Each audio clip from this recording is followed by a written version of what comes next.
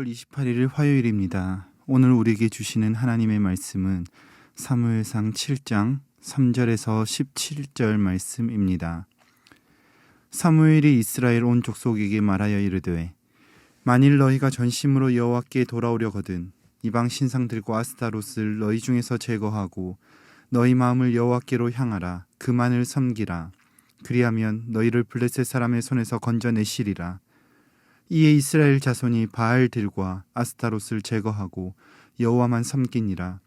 사무엘이 이르되 온 이스라엘은 미스바로 모이라.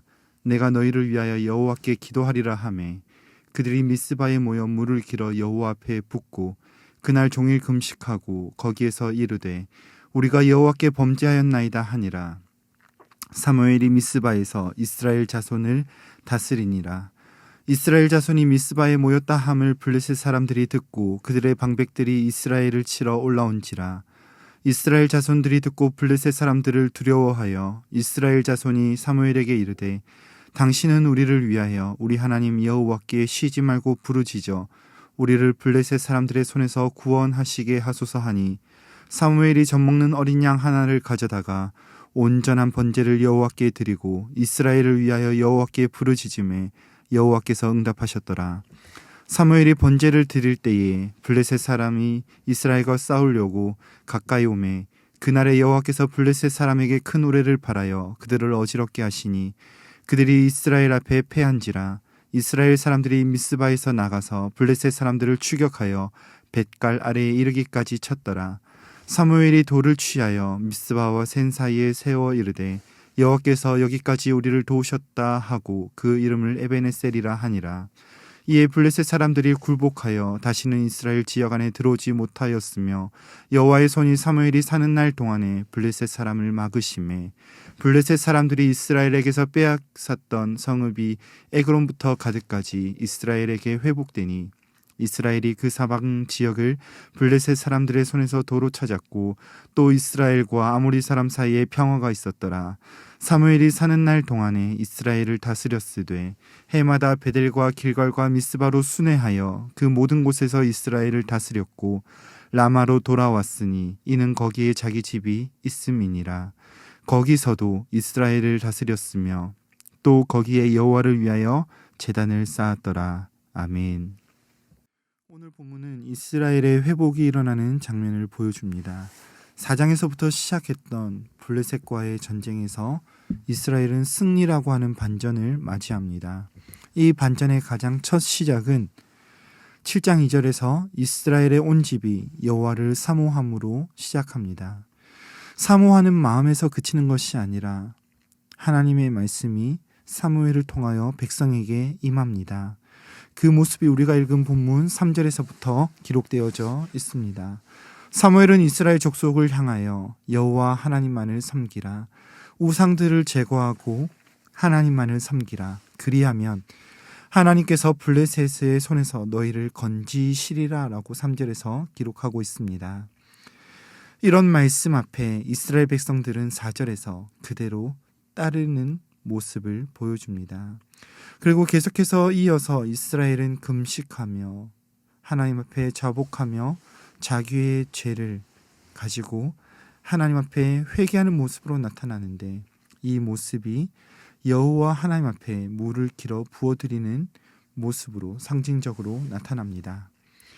그때 이스라엘이 미스바에 모였다는 소식을 블레셋 사람들이 듣고 이스라엘을 치러 옵니다. 그리고 블레셋 사람들이 치러 온다라고 하는 소식을 이스라엘 사람들이 듣습니다. 그리고는 블레셋 사람들을 두려워합니다. 이런 기록의 목적은 단순하게 이스라엘 백성들이 모였습니다. 치러 옵니다. 두렵습니다에 대한 전달에서 그치는 것이 아닙니다. 이전에 사무엘상 4장에서는 전쟁에서 블레셋이 여호와의 괴가 이스라엘 가운데 임했다는 것을 들었습니다. 그들이 두려워했습니다. 그러나 결국에 그 전쟁에서 누가 승리했습니까? 블레셋이 승리하고 여호와의 괴를 빼앗아 갔습니다. 이처럼 이제는 이스라엘이 듣고 떨었으나 그들이 승리할 것이라는 암시를 주고 있는 것입니다. 들음과 떨림에 대한 대비는 이스라엘이 승리할 것이라는 암시일 뿐, 승리의 가장 근본적인 이유는 이스라엘 백성들이 하나님께 온전하게 돌아온 것 때문입니다. 하나님은 그의 백성들이 죄 가운데 있을 때 패배를 주시는 분이시지만 그 백성이 다시 돌아왔을 때 구원을 주시는 하나님이십니다. 그런 의미에서 오늘 배경이 되는 미스바와 센 사이에 있는 이 장소는 매우 상징적입니다. 이전에 여호와의 궤를 빼앗겼던 전쟁에서 블레셋은 에벤에셀의 진을 쳤습니다. 그리고 오늘 그 에벤에셀에서 백성들이 죄를 전심으로 자복하고 여호와 앞에 돌아왔을 때 하나님은 그곳에서 도우시는 분이심을 나타내셨습니다. 에벤에셀, 그 뜻은 하나님께서 여기까지 도우셨다는 뜻입니다. 그러나 하나님의 도우심은 그 날에서 그치는 것이 아닙니다. 사무엘이 돌을 세운 이후에도 여호와의 손이 계속해서 블레셋을 막으셨더라라고 하는 13절의 기록과 같이 하나님의 도우심은 하나님께서 다스리시는 그 모든 날 가운데 일어날 것임을 보여주십니다. 오늘 본문에서 하나님을 떠난 백성들은 영원히 비참함 가운데 있을 수밖에 없으나 하나님께로 돌아가면 마음과 뜻을 다해 여호와를 사랑하면 회복을 주시는 분이시라는 것을 말씀합니다. 이 사실 앞에서 우리가 해야 할 일은 하나님을 온전하게 신뢰하는 것입니다. 오늘 하나님을 온전하게 신뢰하는 모습이 본문에서 두 가지로 나타납니다. 첫 번째로 그 모습은 기본으로 돌아가는 것입니다. 가장 기본적인 모습은 하나님 말고 다른 것을 사랑하지 않는 것입니다. 여호와를 사랑하는 것 외에 다른 것을 사랑하는 것, 이것을 우리는 우상이라고 말합니다. 우상을 섬기지 않고 오직 하나님만을 사랑하는 것, 이것이 하나님을 따르기로 결심한 사람들이 해야 하는 가장 기본적인 일입니다. 그러나 사람들은 언제나 이 기본을 잊어버리고 하나님을 사랑하고 동시에 다른 우상들도 사랑합니다. 하나님은 계속해서 자기의 백성들에게 말씀하시며 언제나 전심으로 하나님만을 섬길 때 풍성한 은혜와 긍휼로 함께 해 주셨습니다. 이스라엘 백성들은 우상을 제거하라는 명령에 순종했습니다. 그리고 우상을 숭배했던 자신들의 죄악을 돌이키며 금식하며 철저하게 회개했습니다. 그때에 하나님께서는 이스라엘을 위하여 일하셨습니다. 여기서 중요한 것은 하나님을 사랑하고 전심으로 섬기는 자들이 복을 누린다는 사실입니다. 하나님이 일하시지 않는다고 생각할 때 사람들은 자기가 만든 우상을 섬겼습니다. 이 사실을 보면 자기 자신을 사랑하기 때문에 궁극적으로 우상을 섬긴다라고 하는 결과로 기결된다는 것을 볼 수 있습니다. 가나안 땅에 정착해서 살아가다 보니 만나와 메추라기를 주시던 여호와를 잊어버리고 자연스럽게 이방인들의 생활 양식과 우상을 받아들이게 되었습니다. 솔로몬도 마찬가지였습니다. 하나님께서 선지자 나단을 보내셔서 그의 이름을 여호와의 사랑을 받은 자 여디디아라고 불러주셨으나 그러나 그 나라를 통치하기 시작하자 그는 하나님이 주신 지혜와 사랑을 잊어버리고 몰락하는 모습을 보여주었습니다. 이처럼 만약에 오늘을 살아가는 우리에게도 하나님을 사랑하는 것이 아니라 나를 위한 우상 혹은 하나님께 예배할 때도 나에게 복을 주시는 존재로 우상으로 하나님을 사랑하고 있다면 우리는 기본으로 돌아가야만 합니다.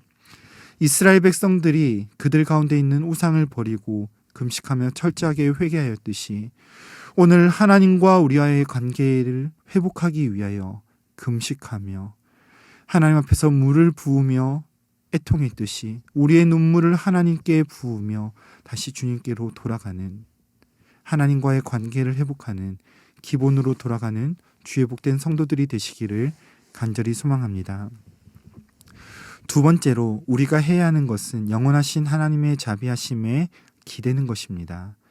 블레셋이 쳐들어왔을 때 하나님은 그들을 물리치셨고 사무엘은 돌 하나를 세우고 에벤 에셀이라고 12절에서 고백하였습니다. 이것은 앞서 말씀드린 바와 같이 하나님의 일하심을 그날로 한정하는 것이 아닙니다. 13절에 기록된 것처럼 여호와의 손이 사무엘이 사는 날 동안에 블레셋을 막으셨습니다. 그리고 블레셋을 하나님께서는 사무엘이 사는 날까지 사무엘을 위하여 일하셨음을, 블레셋을 막으셨음을 보여주십니다. 사무엘이 사는 날까지 일하실 뿐만이 아니라 그 이후에도 영원하신 하나님, 이스라엘을 위한 능력의 하나님이심을 보여주셨습니다. 자비가 끝이 없으신 하나님께서는 이스라엘을 위한 구원의 하나님이 되어주실 뿐만이 아니라 영원한 이방인으로 살아가고 있었던 원수되었던 우리를 예수 그리스도 안에서 새 이스라엘로 삼으시고 오늘까지 우리를 붙들어 주셨습니다. 그 자비하심으로 우리는 지금 여기에 서 있는 것입니다. 우리가 무엇인가 주님 앞에 보였기 때문에, 아름답고 사랑스럽기 때문이 아니라 하나님의 인자하심과 자비하심이 현재 우리를 존재하게 하는 것입니다. 주 안에서 사랑하는 성도 여러분, 은혜가 아니면 우리는 살아갈 수 없는 사람들이라는 것을 매 시간, 매 순간 깨닫게 됩니다. 하나님의 자비의 손길은 어제나 오늘이나 계속해서 자녀된 우리를 위하여 일하심과 역사하심으로 나타납니다. 바라기는 그러한 주님의 자비하심에 기대어 살아가는 이 하루 한날 되시기를 간절히 소망합니다. 하나님의 자비하심에 기대었던 사무엘의 모습이 오늘 본문 가장 마지막 절에서 이렇게 기록되어져 있습니다. 라마로 돌아왔으니 이는 거기에 자기 집이 있음이니라. 거기서도 이스라엘을 다스렸으며 또 거기에 여호와를 위하여 제단을 쌓았더라. 전쟁의 순간에만 기댄 것이 아니라 그의 삶으로 돌아가 거기서도 자기의 삶에서도 하나님이 주신 사명을 감당하며 제단을 쌓았던 사무엘의 모습을 성경은 기록하고 있습니다. 바라기는 함께 하나님, 승리하신 하나님께서 우리를 통치해 달라고, 하나님과 함께 살아가는 모든 날들을 위하여 기도하시고 돌아가신 삶의 자리에서도 하나님 앞에 제단을 쌓으며 하나님의 자비하심에 기대는, 하나님과 아름다운 교제가 일어나는 오늘 하루 한날이 되시기를 간절히 소망합니다. 말씀을 맺겠습니다. 이전의 이스라엘의 모습은 정말로 암울한 모습이었습니다. 백성들은 땅에 엎드러지고 하나님의 궤는 빼앗겼습니다. 그 궤가 다시 돌아왔을 때 하나님은 진노하심으로 백성들을 치셨습니다. 그러나 하나님을 사모함으로 간절히 하나님 앞에 나아갔을 때, 회개하며 나아갔을 때 하나님께서는 참된 구원의 하나님이 되어주셨습니다. 오늘 이 말씀을 기억하며 다시 우리가 기본으로 돌아가 우리의 우상들, 하나님조차도 내 중심으로 믿으며 생각했던 연약함을 내려놓고 온전히 주님의 말씀을 따라 아버지의 자비하심에 기대어 삶의 예배로 제단을 쌓으며 살아가는 주의 복된 성도들이 되시기를 간절히 소망합니다. 기도하겠습니다. 참 좋으신 주님, 우리를 영원히 버리지 아니하시고 다시 돌아올 때는 먼저 달려와 우리를 껴안으시며 사랑해 주시는 아버지 하나님을 찬양합니다. 이전에 우리의 연약함으로 인하여 하나님을 두려움으로 배웠다면 이제는 우리의 연약함을 벗겨내시며 다시 한번 주님과 누리는 아름다운 관계를 회복하게 하여 주시옵소서. 성령님께서 힘을 주셔서 오늘 우리 가운데 있는 우상들은 제거되게 하시며 오직 주님의 자비하심에 기대어 살아가는 오늘 하루 한날 되게 하여 주시옵소서. 오늘도 우리의 삶이 주님 앞에 드려지는 향기로운 예배가 되길 원합니다. 이 하루도 주님과 동행하게 하여 주시옵소서. 인도하실 주님 찬양하옵고 우리 구주 예수님의 이름으로 기도드립니다. 아멘. 이 시간 함께 기도하실 때 주신 말씀을 붙들고 기도하시고 주간 기도 제목에 따라 환우들과 연약한 성도들을 위하여 기도하시겠습니다. 우리 교회 여러 가지 질병으로 고통받는 환우들, 육적일 뿐만 아니라 영적으로도 고통받는 분들을 위해 기도해 주시기 바랍니다. 우리 신부산교회가 기쁨으로 섬기는 교회가 되게 하시고 모든 섬김 사역을 통해 세상에 소망을 주는 교회가 되게 달라고 기도하시겠습니다. 합심 제목과 개인적인 기도 제목으로 기도하신 후에 자유롭게 처소로 돌아가겠습니다. 함께 기도하겠습니다.